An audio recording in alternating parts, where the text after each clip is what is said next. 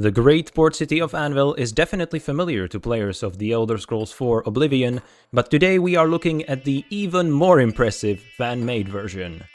Anvil was released in late 2024 as an expansion to Project Cyrodiil, a mod aiming to recreate the province in The Elder Scrolls III. The city alone offers dozens of hours of content, 6 full faction quest lines, 30 miscellaneous quests, over 600 named NPCs, and dozens of buildings as well as other interiors, all beautifully crafted according to the most interesting version of the Elder Scrolls lore. This is the complete guide to Anvil. Anvil is the mightiest port city of the Abyssian and the western gateway of Cyrodiil to the wider world. Its enormous harbor, bustling streets, and gleaming temples have made Anvil and its kingdom a destination for sailors, merchants, and pilgrims alike for centuries. The Kingdom of Anvil is the richest of the various kingdoms of the Imperial Province.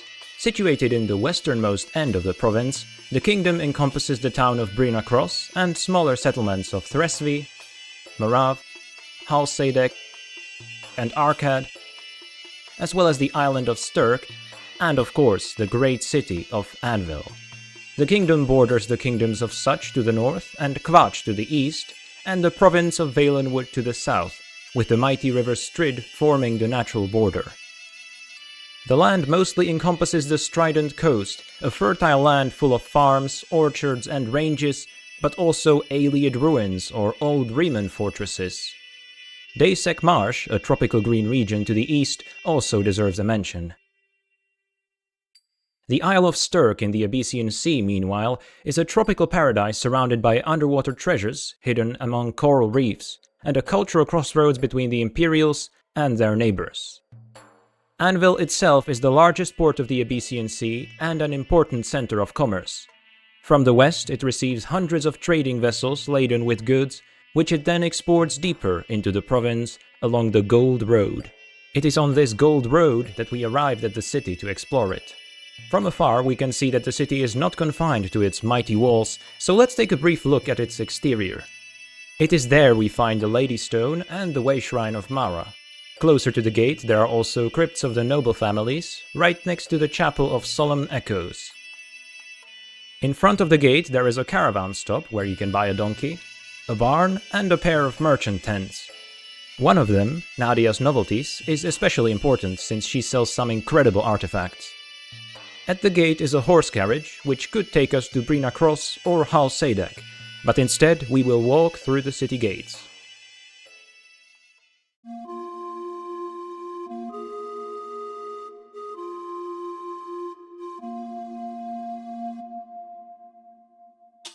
The marina is a great place to visit no matter what you're looking for. Imperial guilds, merchants, banking, and many other services are all here.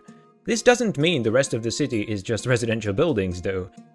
Anvil is a huge city with important places across all districts. We walk through the gate and immediately see the Fighters Guild on our left.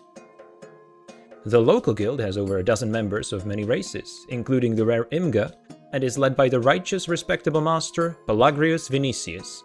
It is one of the city's 6 joinable factions and offers a number of quests. Next along the wall are 2 shops, a smith and an apothecary. Throughout this store, we won't be looking inside every single building, but only the unique ones. However, I will make sure to always show what each building is for. In the center of the street is a huge commercial building. The 3 top floors are the Bazaar of the Abyssian. Here, all sorts of traders and merchants peddle their wares, from those selling food and clothing to those specializing in local wares from Valenwood or Somerset. There are also some curious creatures to find, so this place is definitely worth the visit.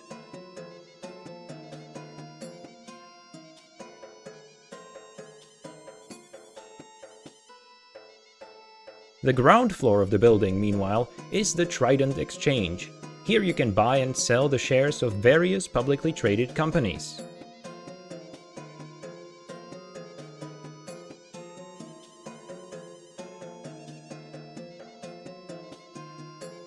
Somewhere between the marina and the garden district is the entrance to the sewers. The city has a vast sewer network, but I won't really be talking about it, since the sewers are just not very interesting, and the notable things that are there can be considered spoilers. The Berica Private Bank lets you open an account to deposit your money and even take out a loan. It's owned by the Berica family, wealthy Nibonese magnates invested in various industries. Right next to the bank is the Chamber of Commerce, which lobbies the Queen on behalf of various businesses. As you will see, there are a lot of businesses to be found in Anvil. The Red Treasury is an imperial institution whose purpose is to oversee the Empire's financial interests. In Anvil, they also notably oversee the royal auction. You see, to choose a new king or queen, the city holds a bidding war between the richest citizens. The highest bidder then becomes the new monarch. Next to the pier is the ship Stargazer, which can take you to Arcad, Karak, or Thresvi.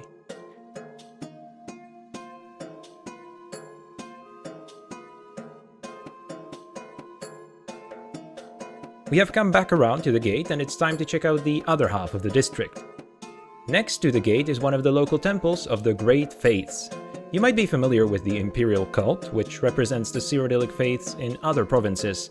But within this set of religions, there are various orders devoted to the individual divines or saints.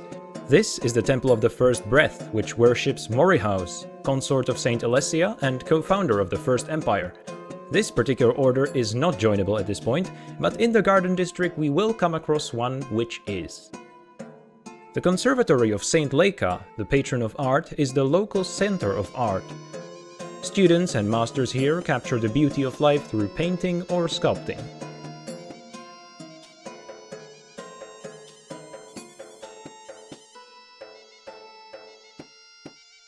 The Anvil Mages Guild is the second local joinable faction. The chapter has 20 members and is overseen by Master Wizard Tissia, a practical leader who fiercely protects the guild's interests. The building contains a classroom, library, and everything else expected from a proper place of learning.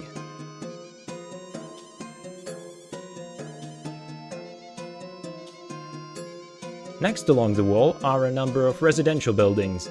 The most notable of them is the large apartment complex West Wind Suites. In the westernmost part of this district are a number of shops. Here is where you will find a local alchemist, enchanter, or pawnbroker.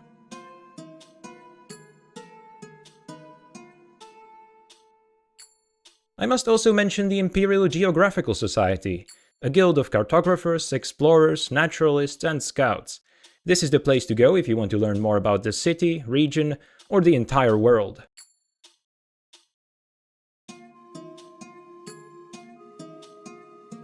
The Census and Excise Office is responsible for collecting taxes.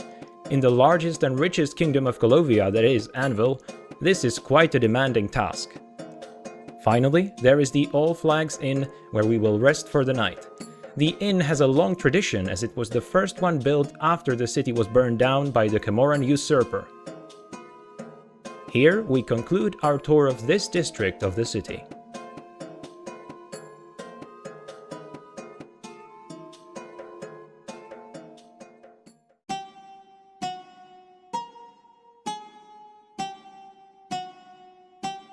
Little Arenthia is by far the poorest neighborhood of Anvil. It's mostly inhabited by Bosmer, who fled here during the War of the Blue Divide, a conflict between Somerset and Valenwood which the Bosmer lost. Many of the local buildings are residential, the most notable being the Hostel of St. Rusunius for the ill and destitute.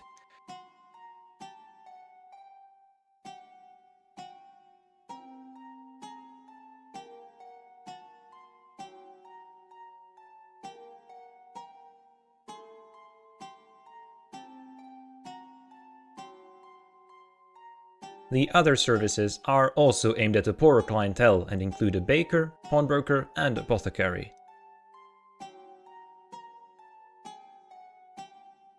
The Guild of Ratcatchers is not officially recognized by the Empire, but still provides a valuable service to ship captains or the city guard, preventing the outbreak of a plague by exterminating rodents. The mysterious building known as the Scupper is difficult to get into, and I will not talk about what's inside. The Anchor's Rest and the Sailor's Fluke are local pubs, and the latter is also the home of the local Thieves Guild, our third joinable faction. Its leader, known only as the Arenthian, fancies himself an artist of conmanship, and instead of simply stealing, prefers to trick people into parting with their coin willingly.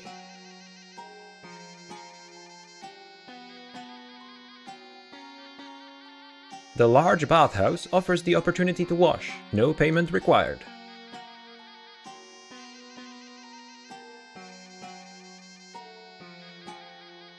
The floors above ground are reserved for more apartments. Finally, there is the Abyssian Monitor, an important newspaper covering all kinds of events and developments across the shores of the Abyssian Sea. If you explore the region for long enough, you will definitely come across more than one of their publications.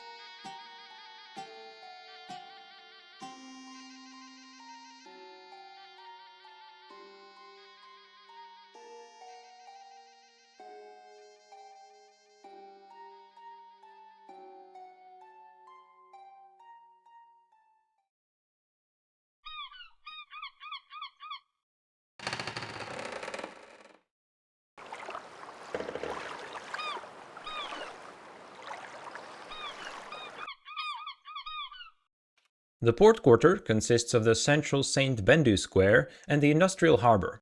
Bendu Olo, whose statue dominates the square, was a king of Anvil who led the All Flags navy against the Sload of Thras.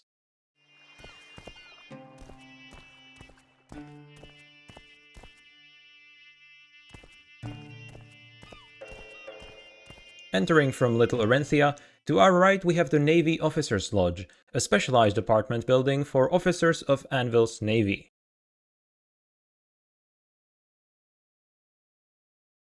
The tall tower next to the statue is the headquarters of the Abyssian Trading Company, the largest corporation in West Cyrodiil.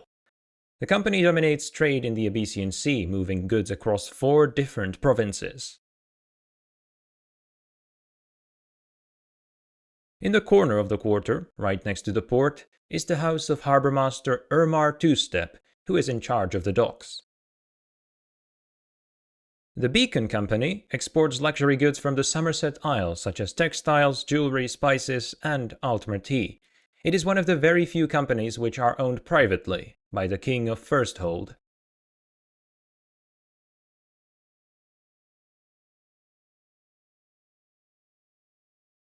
The Wayfarer Building is a smaller apartment complex with some less common services, such as furnishing or insurance. The South Point Trading Company is a consortium of merchants moving goods between Valenwood and Cyrodiil.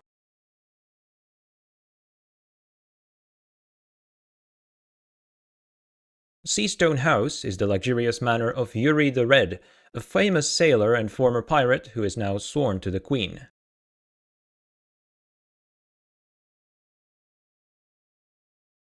The Imperial Astrological Society is an organization dedicated to studying celestial events and tracking the movements of the heavenly bodies.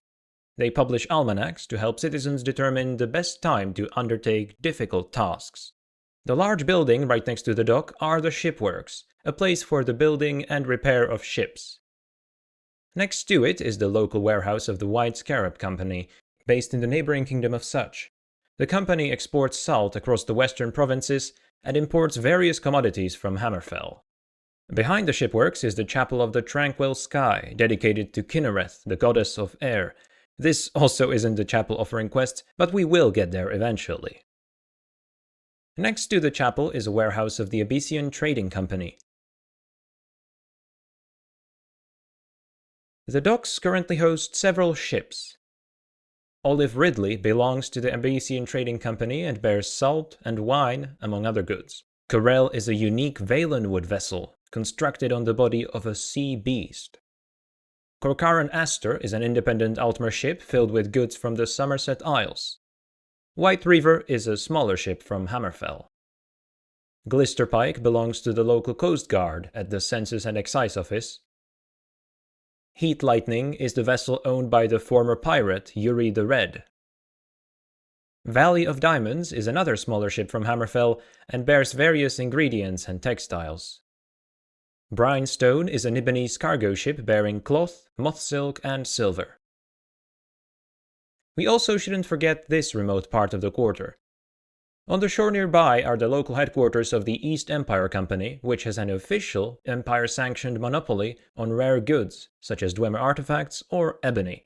The captain of their vessel, Hearthrend, can transport you all the way to Old Ebonheart, Morrowind. Across the bridge is the Royal Hafingar Company, which exports goods from Skyrim, mainly timber but also textiles or alcohol. Their ship, Blue Raven, is also docked right outside.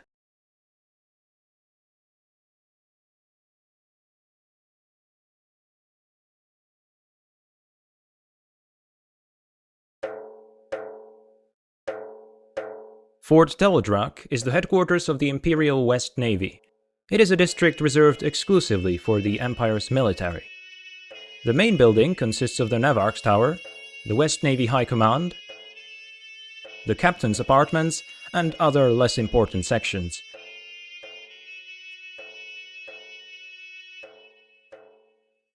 Apart from the main building, there are also the Barracks, Auxiliary Tower, and Lighthouse.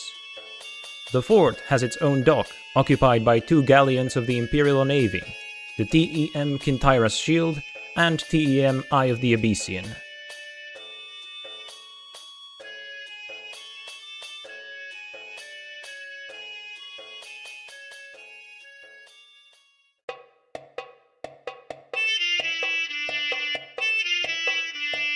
Let's come back to the eastern part of the city, this time to the Garden Quarter.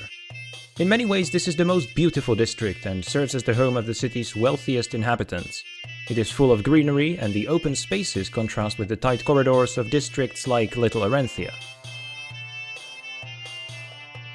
In the northern part of the quarter are 5 noble manors of important local families. The Hadrach and Seralius families are dissatisfied with the current queen, and Michael Hadrach was even imprisoned for attempting a coup. This sentiment is also shared by Herius Themistral, the principal shareholder of the Abyssian Trading Company, whose manor is further to the south.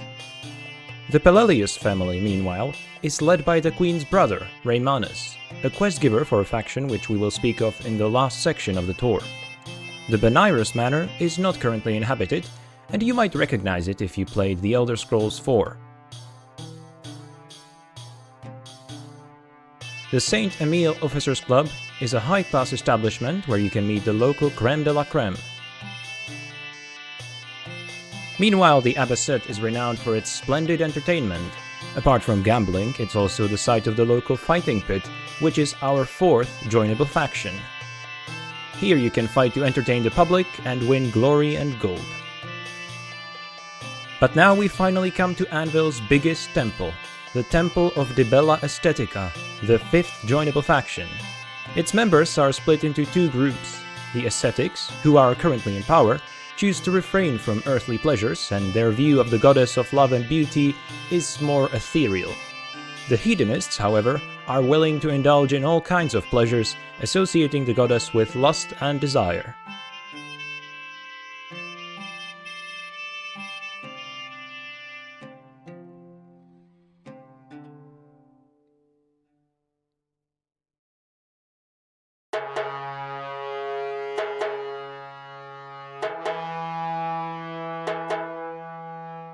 The final district of the city is Castle Goldstone, the home of Queen Milona.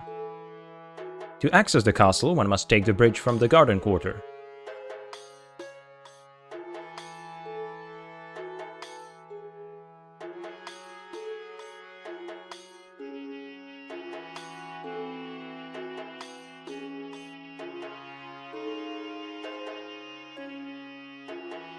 After going through the Grand Foyer and lower halls, we are on the main elevated courtyard, from which we can see the other sections of the castle. In the northeastern tower we find the local garrison and dungeons. The eastern tower contains the royal chambers, as well as the solar and the servants' quarters. The western tower houses the Queen's Chapel. The southern complex contains the Great Hall, where the thrones are located, as well as the Gallery Tower and the Wizard's Tower. This is the headquarters of the 6th and final joinable faction, the Kingdom of Anvil. The kingdom is currently experiencing a succession crisis.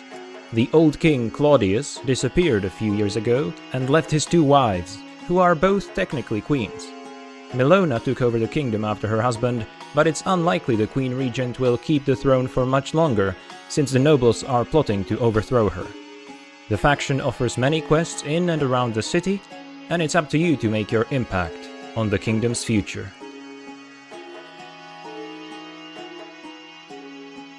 I congratulate you for making it this far. You now have all the knowledge needed to survive and thrive in the city of Anvil. If you like this format, let me know which city I should tour next.